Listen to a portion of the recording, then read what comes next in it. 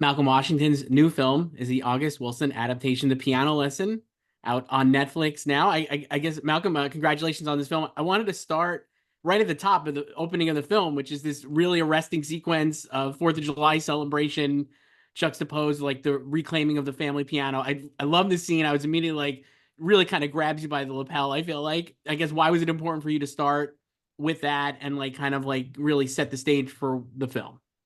Yeah, that was a really early idea, and it was I thought it was really important to recontextualize the story that you're going to see just after that, and I think in the medium of film we have so many opportunities, and I wanted to honor the medium that we were working in. So kind of getting a chance to visualize some of the themes that we're going to come back to later, and reframe the story to the story that I was really interested in telling, which is like Black American reclamation, right? Like a reclaiming and retelling of your histories and your identity, while also delivering an experience that's purely image and sound. There's not much dialogue there. It's just visual storytelling and sound, and how those things connect, and so just using those tools, it was exciting to kind of set the audience up and say, hey, you're in the hands of a filmmaker. This is a film now. Like, settle in. Like, this is gonna be a ride. Did you have like, I mean, like, were you, I guess, like, kind of like, did you have inspirations? But was there anything you were thinking of for that sequence, or you're like, oh, like, I had like any inspirations, I guess, for that? Yeah. Like, So many inspirations. A big one was I love Malcolm X. I love that film. I love the figure it represents. I love the autobiography. But in the film, you get a sense of how Malcolm's social consciousness kind of being developed or being influenced by the death of his father. And there's a really wonderful sequence in early on in that film, with choir voices, where you see the story of his mother and father fighting on the night that would turn into his father's death. And it was grand, and it was pastoral, and it was like, just, it felt like surreal too. It was like this larger than life sequence, and that was something that I was interested in, because I think that stories of our ancestors, when our family tells them to us, they feel like these really big people. Their legacies are huge. They're almost like supersede being human. It's like so big. So I wanted to kind of set the mythology of that up, and deliver on that. yeah, that's really, really cool. You mentioned like that this is like very cinematic, and I feel like immediately, like at the jump, you're just like, this is like, we're in for a real film here. And this is the third of the recent adaptations of August Wilson's like Century Cycle, right after Fences, which was incredibly acclaimed, directed by Denzel Washington, your father, who was a producer on this, and Ma Rainey, which Denzel also produced. I guess when you watch those films, when you knew you were going to do the piano lesson, and if you went back and watched those films, or just in general, like, what did you kind of take away from them in hindsight, or even looking back at them, like that you were like, oh, like this is really cool, or like this is something that I could see why they did this, but maybe I'll try something different, I guess. Yeah, maybe not from like a direct filmmaking standpoint, but I really like this. I like this. Our story deals so much with the concept of legacy and lineage, and finding power and protection in that, and confronting that, in a way to process its meaning so that you can move forward. And for me, I felt so much strength in knowing that this film would exist in the context of the other two, and hopefully in the next seven, that there will be, at the end of this project, that's like a 10 film long project, there'll be this tapestry that's unfolded, and each one will kind of speak to a different voice or concern of somebody in our culture, because we come from a proud culture, and having different voices, varied voices that kind of weave together this story of the Black American experience in this time, in this century. I think that's something that I look to, and I was kind of working within that framework of a larger work. Yeah, that's really cool. Do you like, you have, obviously this was done as a Broadway revival in 22, I think, right? And a lot of the cast transferred over from that version to the film, but you have Danielle Deadwyler obviously stepping in as well. And I guess like, she's so wonderful in the film. And I guess for you, what made you think like, or probably obvious maybe, but like, in terms of her as an individual, but also her fitting in with the ensemble, and like why she works so well on both those kind of poles, I guess. Well, the truth is that she's just a phenomenal talent. So I think that she could work in a bunch of different scenarios.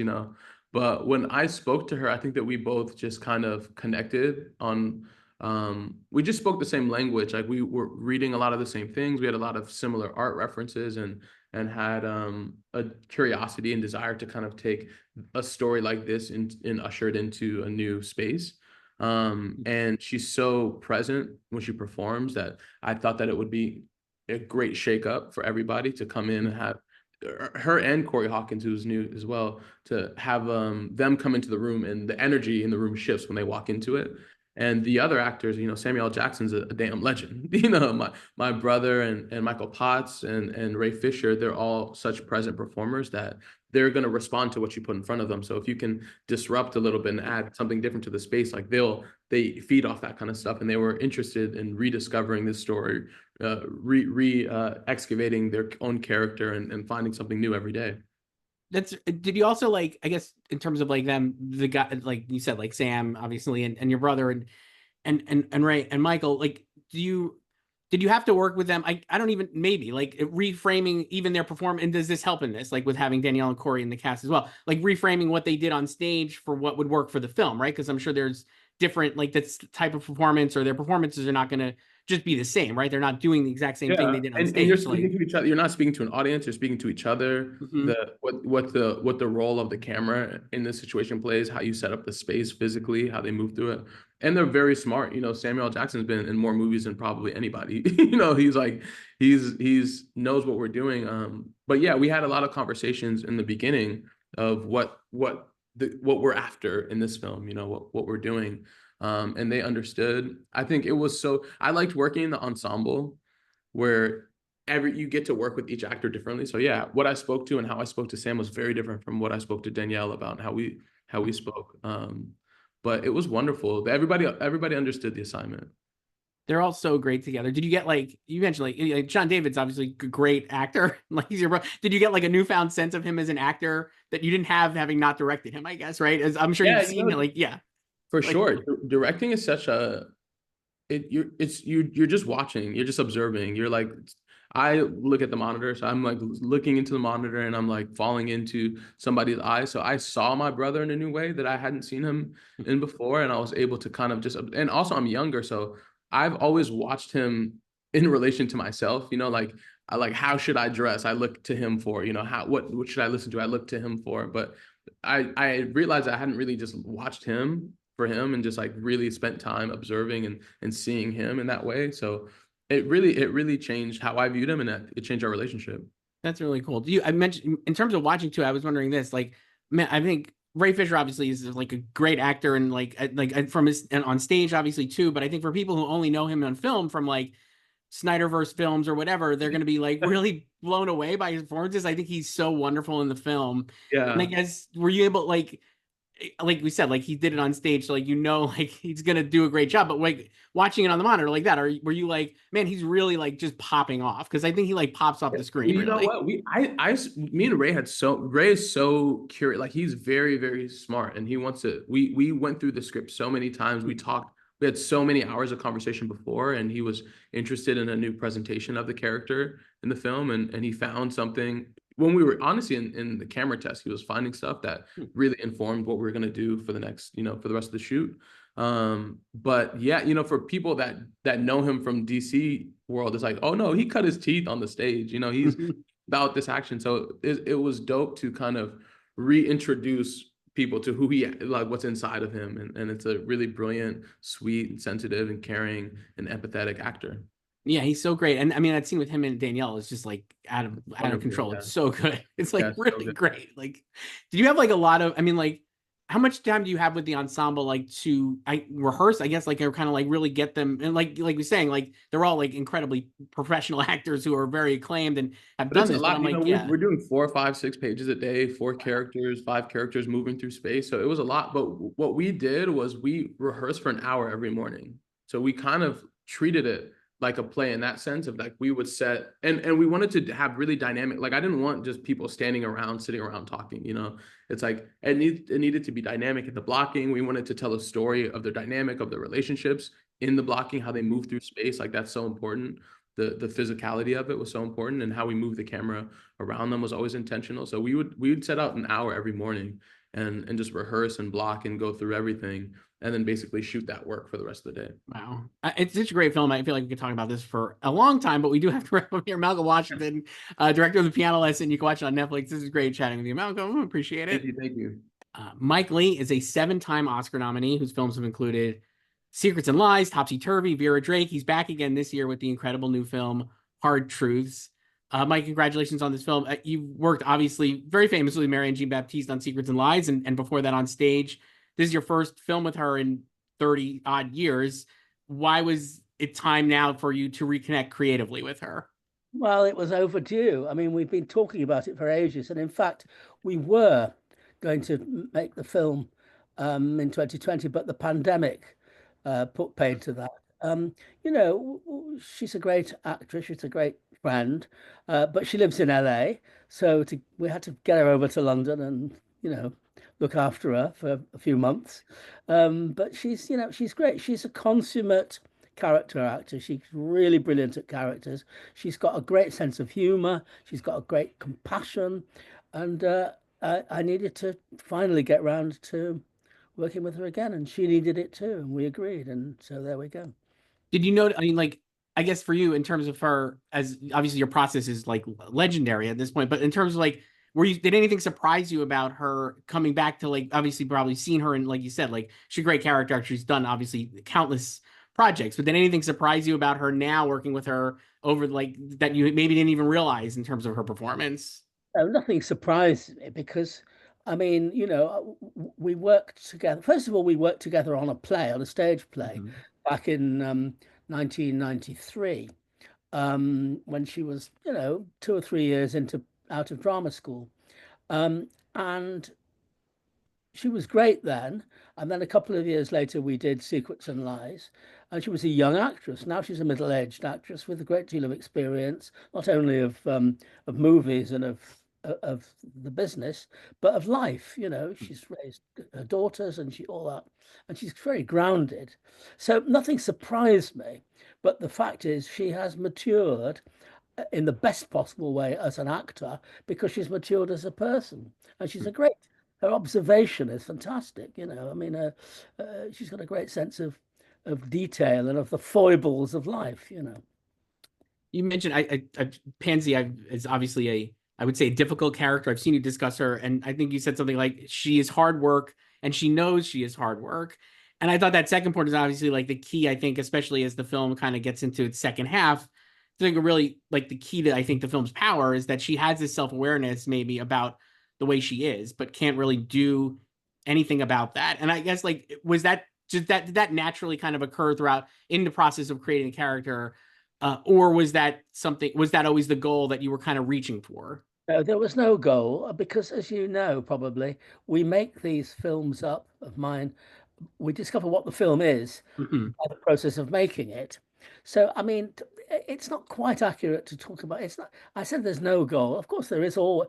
As a dramatist, as a storyteller, as a filmmaker. I mean, I've got obviously as it evolves, I have a sense of what needs to be going on and how the audience will or won't go with it or sympathize with it or reject it and all of those things. So in that sense, yes, but it wasn't a prerequisite before we started. You know, it came out organically of the process of discovering the film, discovering the growth of the characters, their interrelationship, and therefore the substance, the crisis, the argument, if you like, of the film. Do you always, I mean, like, I'm assuming the answer is yes, but do you always have like that kind of, I mean, you have like empathy for even characters like Pansy who are so difficult, like you can't really do it any other way, I'd imagine, right? I mean, that in the end, in the best possible way, is a profoundly personal question, which is that I make films about how I feel, come out of how I feel about life, and we make films about individuals, and we explore characters and bring characters into existence in a very three-dimensional way. And if you look at people three-dimensionally, and not merely as ciphers in a two-dimensional drama, then you can only look at them from all sorts of angles, and that inevitably leads to finding ways of being sympathetic towards them, however much of a pain in the ass they may actually be. And Pansy is definitely in that department. It's like like something stuck in your shoe, you know. Yeah, yeah. But I mean, it would be there would be no point if you made a film about someone with Pansy's condition and you didn't really grow or take the audience anywhere. I mean, but we don't. It's not, as you've seen the movie. It's not done by kind of black and white pointers. It's a gradual thing, and everybody reacts to it in a different way. But what is for sure is you can't help eventually starting to, however much you may resent it or resist it, you find sympathy for her because you're seeing her in the round. You're seeing her as a real person. You could do that with all, I mean, I think just in general with your work, obviously, but in this film specifically, you do that with all these characters. I was like, I could have watched a movie about Kurtley. I could have watched a movie about Chantel, like, obviously Pansy. I was like looking Luella Gideon's character, who's in the salon, I think, talking about her suitor, who's like a cab driver, right? Or all of those, every one of these people, I was like, wow, I'd watch almost would consider watching a whole movie about just them too. And I guess, like, how much discipline does it take for you to just remain focused on the story and not, fleshing out, like, not diverting to those fleshed out characters that you've created? Good question, but I mean that's the job of the storyteller, I mean, the point is this: just because they're minor characters or relatively minor characters, and in some cases they are very minor characters, that's absolutely no reason why you shouldn't see them as three-dimensionally as all the other characters, because it's in the nature of the way we're looking at the world, we're looking at real people. And therefore, it doesn't matter whether so there's no question of being tempted to take a minor character and suddenly make the whole film about that character, because apart from anything else, there are all kinds of practical reasons why that would be impossible. But that's not what we're there to do. But obviously, it's important, and I'm glad you've said what you have, because what you're saying, I hope, is that all the characters, however minor they are as three-dimensional and rounded as the central characters, and that is what when we work it, because we work with no script, because we start with no script, and such as the script is merely that we script through rehearsal, starting with improvisations, and that is preceded by making characters drawn from real people that the actors know. And I do that right across the board with even the most minor characters, so everybody's kind of grounded. Do you have, like, when you're looking for actors, then do you have like a specific thing you're looking for to know that they're up to the task of this? Absolutely. There are very good actors who can't do this sort of thing. First and foremost, I have to work with character actors, which is to say people that don't play themselves, but are good at and want to play real people out there in the street, and are versatile and can do that. Secondly, I can only work with intelligent actors, and not all actors are intelligent. And thirdly, they have to have actors with a sense of humor, because if they haven't got a sense of humor, forget it. So those are the three criteria, basically. And Very obviously, good. I conduct quite rigorous auditions to Mhm. make sure we don't make any mistakes. You mentioned before about this was like you were maybe going to do this in 2020. The pandemic delayed it. I know you've said, I guess it's not like the pandemic was not part and parcel to like the development of the story, the character. But obviously, I think people, when they're watching the film, will think of the pandemic. It's obviously, I think it's referenced once, certainly. And just in general, because of where we live now, this is like what you're thinking of. I was wondering this. Do you think, and maybe you can't even answer this, but do you think people will look at the movie differently further away we get from the pandemic and maybe obviously still get something out of it, but what is the idea of it, like being like thinking of it in terms of a post-pandemic, central to now versus how people might experience it 5 years from now, or maybe would have experienced it 10 years ago? It never occurred to me at all that this was in any way a post-pandemic film. It is post-pandemic because it's set in the 2020s, and that's post-pandemic. But there's nothing. It is not about that. Mhm. There is a 1.5 incidental references.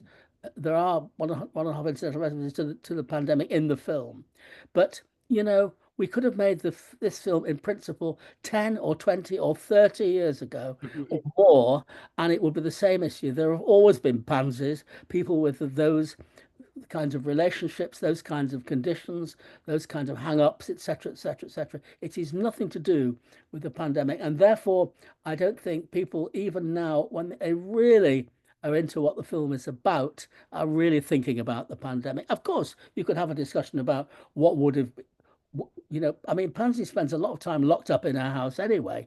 So obviously you could have a discussion, and we did, about, what it would have been like during the pandemic, but it isn't about that. Right. I think, yeah, like you said, like I think people watch it and it's like, especially like you said, like it's a very universal film. I think so. I think like it'll be carried on, throughout. I could talk about this with you for a long time, but we do have to wrap up. Mike Leigh, thank you so much for doing this. Hard Truths is the film. You can see it later this year from Bleecker Street. Thank you, Mike. Thank you. Thank you. RaMell Ross was an Oscar and Emmy nominee for the documentary Hale County this evening, and his new film is Nickel Boys, the adaptation of the Pulitzer Prize winning book The Nickel Boys by Colson Whitehead.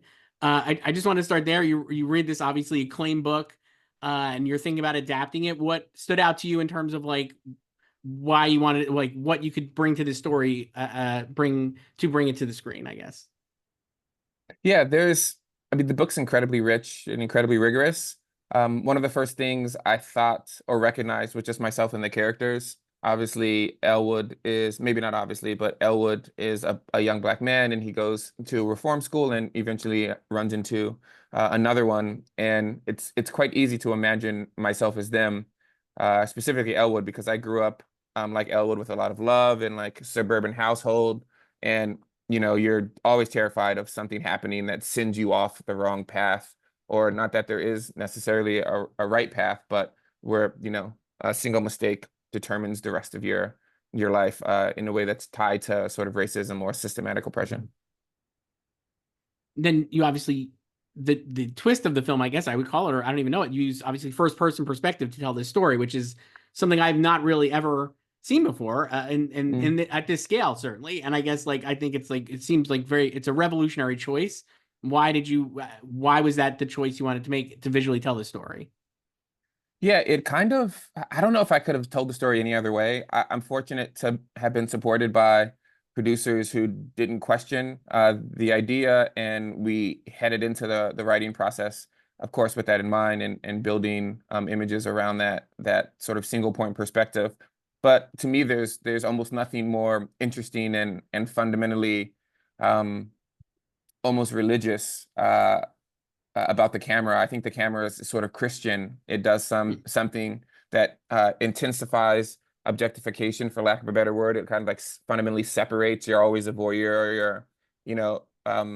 It's outside of you, and things are outside of you. But I always wonder what would have happened if the camera was born into Buddhism or a zeitgeist like Taoism, in which the world is more fluid, in which I think maybe the thing that's most consistent across religious context is the idea of self, maybe that the self needs to be dissolved eventually. So I wonder like what happens when you bring the camera into your body and you allow people to be as approximately synchronized with your point of view. And that's interesting, I think, in the 60s for a young Black man. 100%. I was also wondering this. I certainly not that's really good, but I was wondering this too, like in terms of I feel like a lot of, especially younger people now, are experiencing video first person, right? Because of social media, or just like you're so used to this. But I'm right? saying, yeah, everyone's doing it. Everyone's been doing it forever. Like why hasn't someone? Yeah, sorry. And so exactly right. So yes, and I was thinking this. Do you notice then in terms of like have you noticed, I guess, a split, or not even a split, but have younger audiences who watch the film, are they responding to it differently than like an older audience, because this is the way younger people are consuming videos and content, or not that this is content, I apologize, but you know what I mean, like are consuming things like that anyway? And I guess, is it more intuitive, or like for them to watch a film like this? I want to say yes. I wish I had like the bandwidth to have done genuine research and maybe the economics or statistical wherewithal to make true causations or correlations or whatever language they would use. I do find that a lot of the older generation, for lack of a better word, they always say it took a little time to adjust. And once they adjusted, they really fell into the film. And very rarely, I think, do the younger ones. And I have no idea what age younger one starts or ends. So me neither. But yeah, I very rarely get that comment. But for the most part, people recognize that it is something that's out there, and I think they seem like they appreciate that it's applied to the story. The other thing you do in this film, obviously, there's obviously so much violence in the book, and like it's a violent story, but it's a PG-13 film, so you're not depicting the violence. You're depicting the violence on screen, but not like graphically, and not in a way that I think another version of the story you could imagine it being told. And why was that the choice for you to do for this? Yeah, I think it's important to think about the relationship between who's been exploring communities with cameras over time from either news footage or, social documentary purposes, and who's not been sort of in charge of their own image. And I think for people of color, I speak generally about them/us. We've not been taking images of ourselves.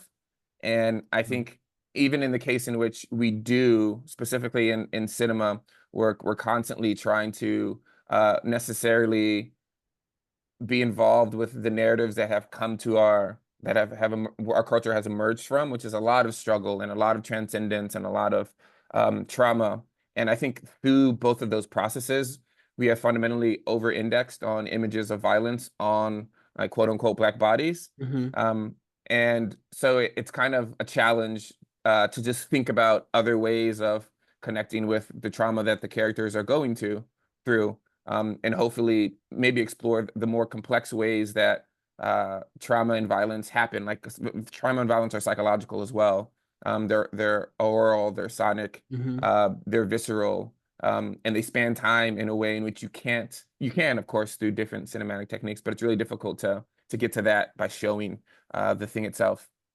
Yeah, I think, and obviously in this film too, I think the power of it, there's like, when I'm thinking back to it, it's like it feels very violent, even though it is only, you know what I mean? Like there are so many horrific acts happening, but it's not on screen in the way that, like, yeah, it's really interesting, and it's really great filmmaking. So you talked, like, in terms of connection and stuff, you have all these great actors. It's a great ensemble. All of them now acting either to camera, like, because it's first person or whatever, or not. Like, I don't know what I call it, like second part. What would you call, like, what did you call like the scenes of, like, in the present day of the film with, like, Daveed Diggs' character and stuff? Like, those are two, the styles obviously are way different from, I think, how actors are taught. So how did you, like, kind of make sure that they were giving the right like getting those performances that you get? How did you kind of do that, basically? I put it in the hands of a greater power, Chris. I mean, Okay. I am no I make no I do not pretend to be the person that makes that happen. I think with the camera, it's interesting to think about POV and what that means. We called it sentient perspective, or sentience perspective on set. And once you establish that context, you can then therefore make decisions that are still true to whatever language you've built, that may read as third person, but I would call those more sort of disembodied first. Because obviously there are reasons why adult Elwood is the way that he is, and there's certain things that happen to him that would cause, if we're making the camera an organ, would cause it to be sort of separated. Did you have, like, yeah, no, go ahead, sorry, what were you gonna say? No, please.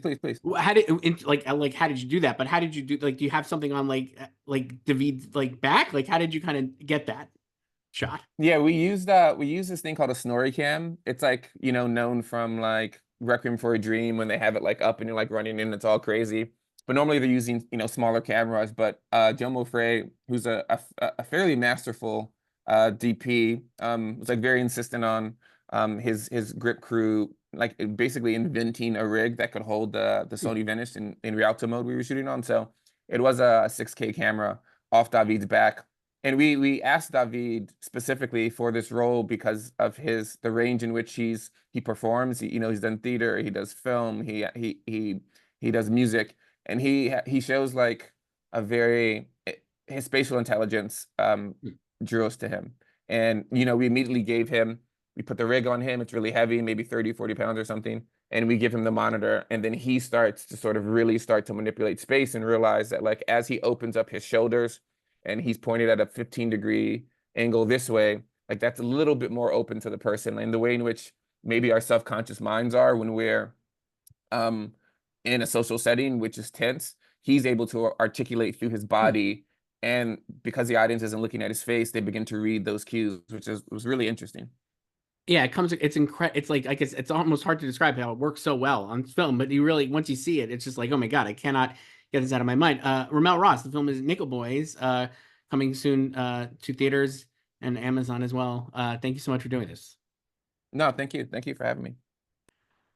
Marielle Heller's career has included Diary of a Teenage Girl, Can You Ever Forgive Me, A Beautiful Day in the Neighborhood, and her new film is Nightbitch. Marielle, I wanted to start actually at the beginning for you. You have, not just because you're in the scene, but I think it's very important. You have a cameo in the beginning of the film. We're in the grocery store. You have Amy's character, the mother, and her adorable son walking through the grocery store. And we cut to your character dealing with two rambunctious children, I could say. And I guess, why was it important for you to show that juxtaposition right off at the top of this film? You know, there's this thing that happens when you're a parent and you're walking through the world feeling like everybody's staring at you because your kid is either screaming, or maybe this is the moment where they're not screaming, but there's this shared moment where you catch the eye of another parent who's going through something really hard. And you can either be judgmental, or you can be the one who's like, it's okay, I gotcha. And I wanted to capture that feeling of what it is, because often I've had those in the subway or in the grocery store where either my kid is the one freaking out, or I happen to be the mom who's not got the kid who's freaking out, but I make the eye contact and try and give a little kindness to the mom who's dealing with a kid who is freaking out. Yeah. Honor among thieves, maybe, or something, right? Is that the Exactly. It's just that shared understanding. And in a lot of ways, this whole movie is about that shared understanding and that recognition and the lack of judgment, hopefully, that we could give each other. Because as a mom in the world, you do tend to feel a lot of judgment from all the eyes watching you and the ways you're doing whatever you're doing wrong. I want to ask you this. Did you have you noticed, I guess, because I think I'm a parent and I was like watching it like with that, but have you noticed in terms of your film, like, do parents and non-parents react differently to it? Totally. And are they like, and then like, what are non-parents taking away from it, I guess, versus parents? What have you noticed? I mean, I guess without totally intending to, I did make this movie for parents. I made this as a movie to hopefully make people feel less alone who are going through that experience, and a little bit of an acknowledgement and recognition of what an enormous transition it is to become a parent, if you do become a parent in your life, that it's a bit of a coming of age period in your life, just like becoming a grown-up, adolescence is, that it is a big identity shift we go through. And I think we don't always give that enough weight, but I've been pleasantly surprised by the way that people who are non-parents have reacted to the movie. I've had people come up to me and say, you know, I never wanted to have kids, and your movie just really validated that choice for me. Or I've had other people who've watched it and said, this really made me think about my mom. Young people particularly have been like, I want to go back and see this movie with my mom. It gave me so much perspective on what my mom went through when she was raising me, which is a beautiful, I think, nice effect that the movie is having on people. Yeah, But, definitely. yeah. Yeah, that's really funny. I thought most about how parents would feel when Yeah. Well, I watching it, I was like, the scariest thing I've ever seen was the amount of co-sleeping. I literally was like, I cannot. I was like, my eyes, it's so terrifying. So it's like, it's like if great you look horror at the movie. numbers, if you look at the numbers of the people who co-sleep in the world, it's a lot. I know. People won't even admit it, but it's a lot.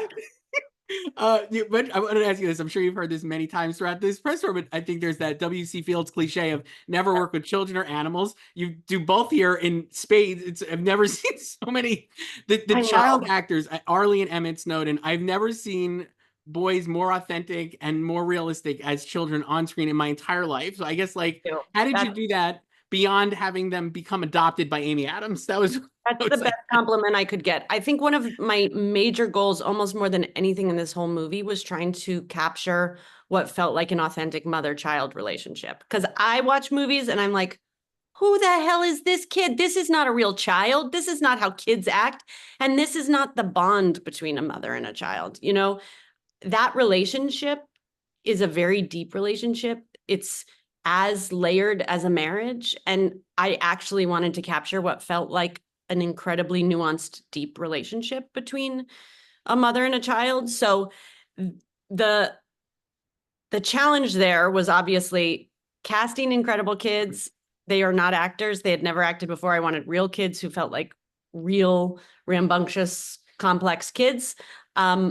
and creating a very careful environment where we were setting up a situation in which we could capture something that ended up feeling like a real relationship. And so that was a huge amount of work that went into that every day in order to bond them with us, bond them with me, bond them with Amy, bond them with the entire crew, create an environment where everything was a bit of a game, but all with this very careful, like, how am I going to get what I need to get out of them for this scene, for the emotional relationship, making everybody feel really comfortable with each other so that we could kind of sit in the relationship and the silences and the moments, and that Amy could feel really taken care of in the way that she knew she wasn't totally actually responsible for the kids. So she could be doing her internal work as an actor, and I was handling the children in so many ways so that, you know, her instincts as not their parent may be to be more attentive or more connected to them when I needed her to be in a different headspace, basically. So it was kind of, it was a lot of work. And I found Arlie and Emmett off a Facebook group for twins, basically. And I met and auditioned so many twins for these roles because I felt like it was one of the biggest decisions in the whole movie.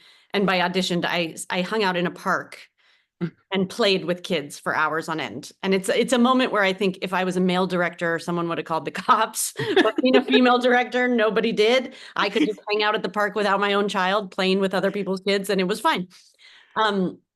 And Arlie and Emmett, they had this playfulness. They're not afraid of people, but they're really real kids. They're really like, you know, they have real kid reactions. They're not trying to please everybody all the time. They're in their own world, but they're also outgoing and fun, and they could play games, and I could roll around on the ground with them and go, okay, let's play doggies. And then we're going to play a game where I'm going to do this. And I need you to jump on my back and say this. And we could do call and response, and they could do it. And so it was every day was a little bit of a new challenge of like, how do we get this thing that we need out of them? But also, how do we make them feel really good in this whole experience? And like, this is a fun place for them to be and a fun environment for them, so that it all could, I mean, all of that served the performance.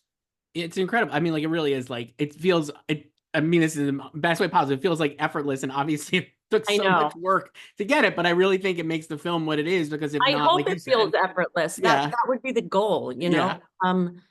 But it is one of those things where hopefully you don't see the seams and you don't recognize how much work went into creating something that feels so lived in and real. And, you know, it really was, it was a joy working with them for these little spontaneous little X factors that we threw into a very organized, very well rehearsed production, where the actors and I had rehearsed a ton with and knew exactly how we wanted scenes to play out. And the DP and I, this is our third movie together, Brandon and I, so we had everything very shot listed, but then you throw in this little kind of spontaneous bomb that can also really ground you guys all in, it could ground all of us into the present. Like, you can't be anything but very present when you have just turned 3-year-olds. Incredible. They're so cute too. They're just very cute. You mentioned, like, you have Amy obviously as well. I think it's like a fantastic performance, and like, she's completely going for it, I feel like, and like, it's really funny and just kind of crushes everything. I mean, like, you've worked with some really incredible actors, like we were like mentioned those films before, but like, what surprised you? Not necessarily even surprised. What stood out to you about Amy, I guess? She's such a relatable person, and the majority of our early conversations were all about being moms and talking about our lives. You know, I tend to approach a movie similar to how I would approach a play. There's a lot of kind of table work, talking through the script, talking about our own lives, finding ways in from a very emotional point of view for the actors, and then building over time a clear trust between me and the actors, because I knew I was asking Amy to do something vulnerable, something that was going to be a little bit intimate and feel scary at times, because there wasn't going to be much of a facade on anything. I love thinking about the fact that the movie she had done right before this was Disenchanted. Like, it could not have been a wider range. She did do a play in between, but still, it was, I knew I was asking something very different from her, but she was game. She was just game. And she knew that this was a subject matter that was important to her, and we talked about it as kind of an antidote to Instagram culture, that like the realness and the rawness of where we wanted to let this film live. There was a reason behind it. It was important. Yeah. Again, I could speak to you about this film for ever. We do have to wrap up. Okay. Marielle Heller, director of Nightbitch. Oh, she's there. Marielle No, Heller, no, director of it's great. Nightbitch. Thank you so much for doing this. Thank you. Malcolm Washington's film is The Piano Lesson. Mike Leigh's film is Hard Truths. RaMell Ross, director of Nickel Boys, and Marielle Heller's film Nightbitch. All 4 incredible films. You are all great directors. I wanted to see if you had all. One question I was thinking for all of you, I guess, before you're going to start production, new film, night before, what is like the one thing on your mind that you're going to go in and the next day to really kind of think about? I'll start, Malcolm, you're laughing, so I'm going to start with you. What's like the first thing you're thinking of? You know what? I'm so curious to hear from the most senior of us, the most accomplished of us here. Like I want. Mike, what do you think of the first day the night before you're going to start a new film? What are you thinking of? Well, I've made, I think, 28 films, and All right. with no exception, I always shit myself. I mean, I know I don't need to, but boy, I mean, and I mean, as you know, I mean, by the time we get to shoot, we've been preparing the film with the actors for like sometimes 6 months, and certainly on the last film, Hard Truths, for 14 weeks. So, and we're really solid in what we're doing, but that doesn't mean that it's not some way going to be terrifying. Everybody, and we're all on the same page, and we've prepared it and everything. But it's still it's still terrifying. But you get over it. Important is to get on with it, really. And I don't know if I feel better or worse about that. Yeah.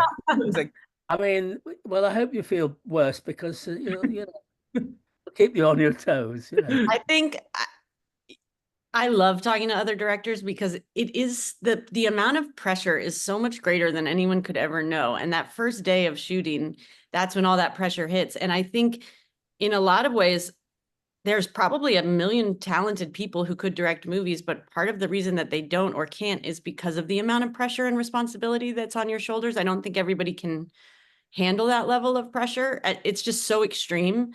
And how much every day costs, how everybody's going to be looking to you for every single decision. It's just such but I also find that first day of shooting like the most satisfying, because prep is so horrible, and you finally are getting to put things into action, and things will be happening and completed. Even if it's just one scene is completed, something is done. It just feels like the best feeling in the world. I don't know. Yeah, what breaks that like tension for you? Or at least on this film, on Nightbitch? What breaks that tension of Like pressure? what broke like the first day? Because at some point you got to just make the movie. At some point you got to put the pressure away. But what I broke think the moment a scene works, that the first moment where something between the actors is happening and you feel it and you're just going like, oh, it's working. We're making a movie. It's a movie. That's a real thing. And just that, whatever the magical thing that happens, because there is such little magic that happens in every day, right? Don't you think? And like you have one moment where you see like a real tension between two actors, or something that resembles love or whatever it might be, and you're like, we did it. And then it's all fine. Yeah. I don't know. What do you think? On my movie, Samuel Jackson's in my movie, and he just started like doing all these ad libs, and he was like cussing up a storm and throwing this gun around, and it was so funny. And a film like I'm working on day one. On day one, like, literally like one of the first setups, it was really tense. Everybody's nervous about we're shooting a very fast schedule, and it's tense. It's a little tense, and we're working on a text that's so revered. It's like you don't mess with it, and we've been messing with it a lot.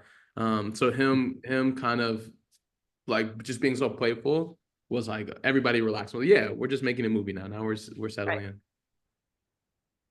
I think if you could make it to lunch without freaking out, once you've had lunch on the first day, you're all right, basically. Yep, I agree. Wait, Sometimes I think it's can I ask you a question? Who, me? Malcolm, go ahead. Yeah. Oh, yeah. I'm curious to kind of to this point is like when, because in your film there's the process is a big part of the film itself, right? It's like your philosophy on the camera, and just from a production standpoint, at what point did everybody kind of get over and how did they get over the apparatus? The novelty. Yeah, I'm unsure if they did.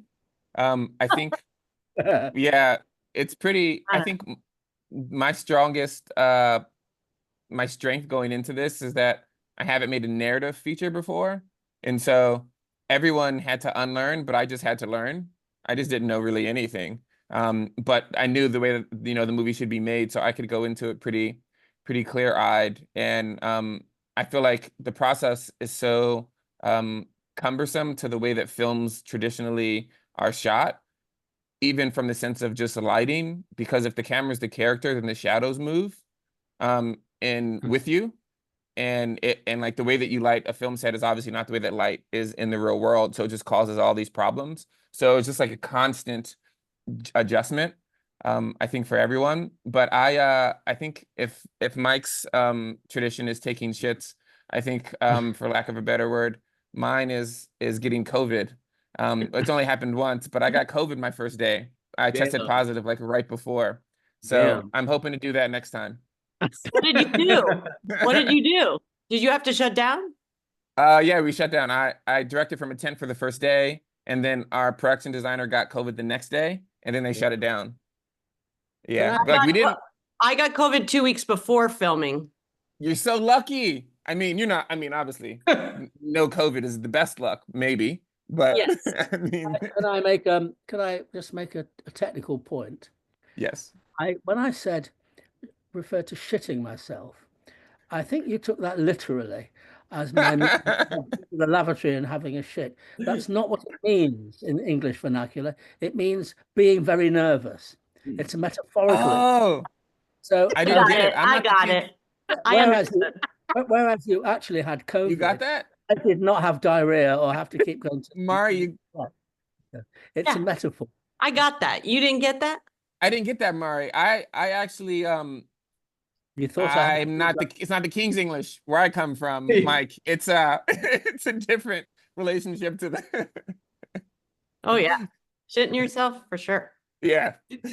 RaMell, you said something there about like lighting. One of the things I wrote down about this too is all of like I'm as a viewer, I find like a lot of times I watch films and I'm like, man, this doesn't look right. And I'm like, just not, I just feel like they don't look like movies used to look to me. Maybe I'm 1,000 years old now and I don't know anything, but all of your films look like they're really lit. Well, obviously all of you are different levels of your careers, but I'm like, they all look like real movies to me, for lack of a better word. And I guess like how, like, not like, how do you do that? Or why is it like, how much care and time do you spend doing that, make it look like a real movie? Whereas a lot of times I'll see stuff and like, doesn't look like a real movie to me. So I guess like how important, like how much does that like help in terms of like, you know, like making sure this stuff looks great as it does, I guess? I think for me, I'm never trying to make something look like a real movie, but all of the creative choices are there to tell the story and to work together in connection with each other. So the lighting needs to tell the story of the place you're in and the time of day and the mood. And it needs to be hopefully not just objective, but have some subjectivity to it, because it's reflecting the character's perspective of the world and what they're perceiving around them. And so in the same way that camera blocking, when I first came to directing, I didn't understand necessarily that camera blocking is a storytelling technique. It's not just where you place the camera, you know, it's this subconscious way that we're telling the audience how to feel in every moment and how to experience a scene. Your lighting is doing the same thing. Every choice you're making, even the choice of a coffee cup or the light that might be coming through the window, is giving your audience clues that they're hopefully not consciously thinking about, but that are connecting to our characters and our stories. Right? I kind of wonder that question. I could not agree more. Sorry to jump in with, I wonder kind of, I haven't seen the trailer for Mario or Mike's film, but I have seen the trailer for The Piano, and it seemed like so lusciously cinematic. And I wonder, because like cinematic is like a very specific term, like a very specific lens on. And I know that you come from a family of intention. Like I met you and you're like very sharp. I wonder, can you like say something about, I wonder like why you didn't go for more realism? You went for like cinematic realism, you know? If that's fair. Man, I could be Yeah. wrong. Yeah, no, we went for like it was like a big swing, right? So I think that like even when you watch a trailer or something, now when we go in to see anything, we bring so much with us. We bring so much expectation of what we think the thing should be or what we think it's gonna be. And when you are making a production of something that's been produced for 40 years, there's so much that's coming into the theater with people, whether they've seen the play or not. Like there's a lot coming in. And it was really, I really wanted to kind of like wash away with that and say, you've seen versions of this so many times, but you have not seen this. Like this is different. This is different.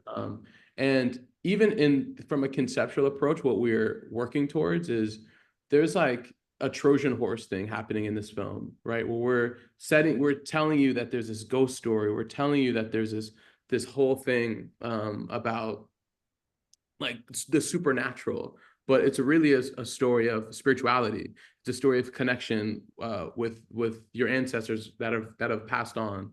And it's like through this artifice, we get to this like really poetic truth, you know, that's very real by the end of the film. So I think that it was important to kind of start from this really heightened place. Like when you watch the opening of the film, it's like very heightened, like the color, like there's this big firework kind of explosion thing that's like the colors are not, it's not real, but it feels real. And we're playing off like our ideas of nostalgia, our ideas of the past, like how our memories are tainted. Like when you look at a photo and you're like, oh, I remember that, but no, you don't. You've just seen that photo so much. You've built the memory around it, you know, but that's not how it happened. Our film kind of plays with that misunderstanding of truth. And then so I feel like the way that we made it was to kind of bring those elements out of it. I mean, if I may say, sometimes people have talked about my films as naturalistic. They're not. They're realistic. They're not. It's realism, not naturalism. It's about getting the essence of what's real.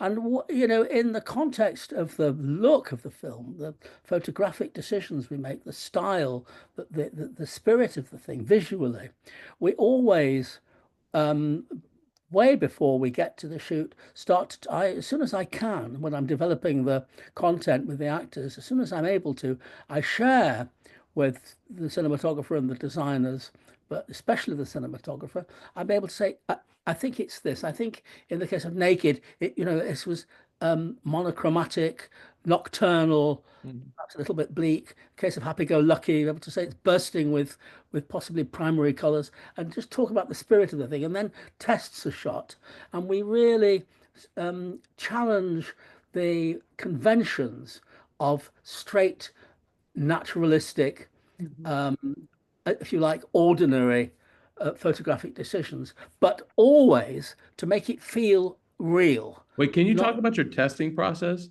Yeah, sure. Yeah, I maybe mean, both, maybe all of you all. That would be sick. Yeah. I know we yeah. never get to I just talk want to to know. each Yeah, other. like We never get to do this. yeah. oh, I mean, you will talk about it, and then the cinematographer will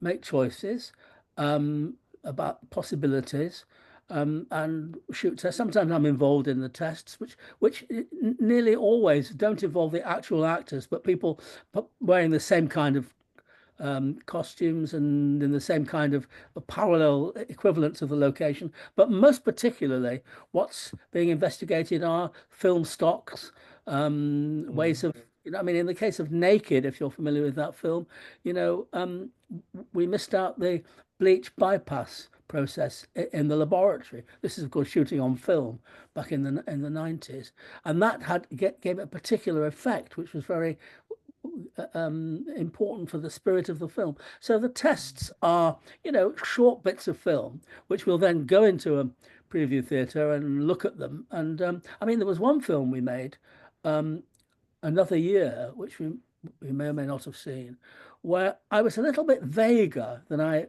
often am with with Dick Pope, my late cinematographer, who sadly died just a few weeks ago. And so we did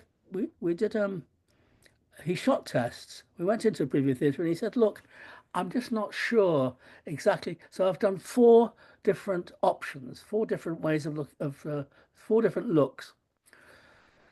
And I sat there, and at this point, I was in the process of developing the story with the actors. And so I sat down and I looked at it, and suddenly I had this amazing flash, clairvoyant flash. And we came out and he said, okay, which way do you want to go? I said, we'll go always. And he said, you're mad. I said, no, the film will be spring, summer, autumn, and winter. I don't know if that's what it is. And that informed that visual decision, which I got from his alternative possible tests, that fed back into my dramatic construction, and it liberated some aspects of the film. So it's about the homogeneity, the harmony between what the decisions you make visually and the decisions you're making dramatically, and the nature of all the other things, all the elements. Damn. Agree. Break it down. Break it down. But I mean, it is about preparation, I have to say. What about y'all? Mara, you go. I don't know. I do a different process for each movie because I think each movie calls for something different. Like when I'm thinking about A Beautiful Day in the Neighborhood, my Mr. Rogers movie, we did more testing for that because we were trying to match a feeling of Mr. Rogers' show and how they filmed the actual show. And we were also kind of fighting the studio not really believing we should shoot it on cameras like what they shot the original show on, like old school, big, huge video cameras that we had to gain access to and find in Europe. And it was such a big process to actually shoot it on these old, very unreliable, big, funky cameras.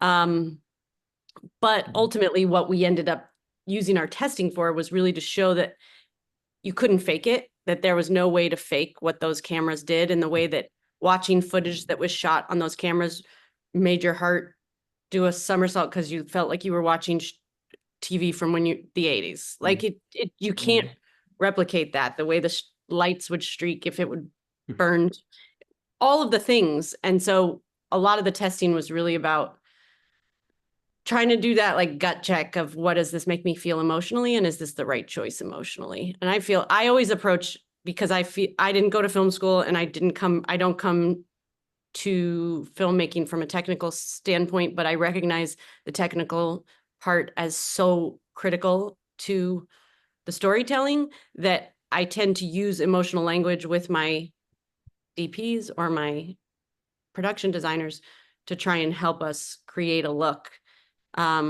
that's uniquely from that perspective of that story. But in a way, that's what we all have to do. You have to, I mean, of course, the more technically on the case you are, the better.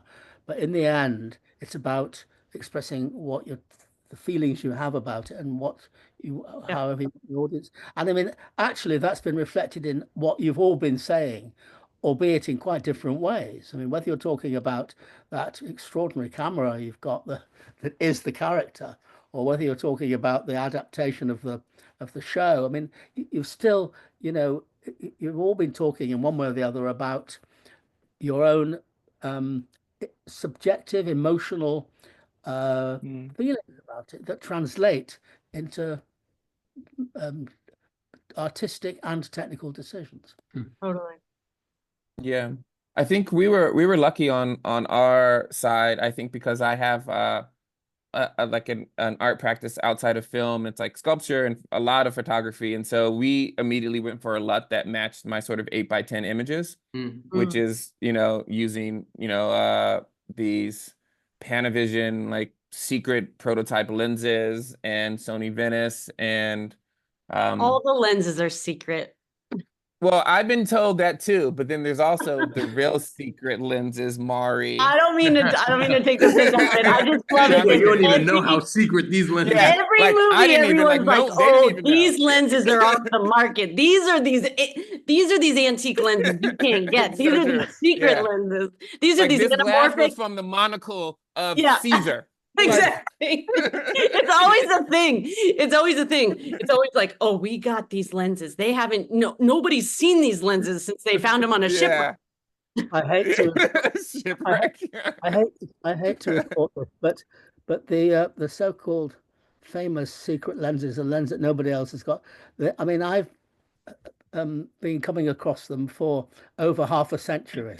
Yeah.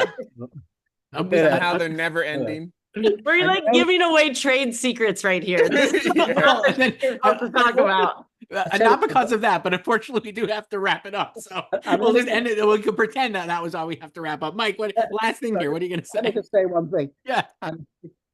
At any time in history, if you drop one of those secret lenses on the hard concrete floor, it's not a secret anymore. This is so wonderful hearing you all speak about this. All these films are amazing. Once again, Malcolm Washington, Piano Lesson, Mike, Leigh, Hard Truths, RaMell Ross, Nickel Boys, and Marielle Heller, Nightbitch. All of these films are great. Thank you so much for doing this and chatting about your process and these films. It was really great.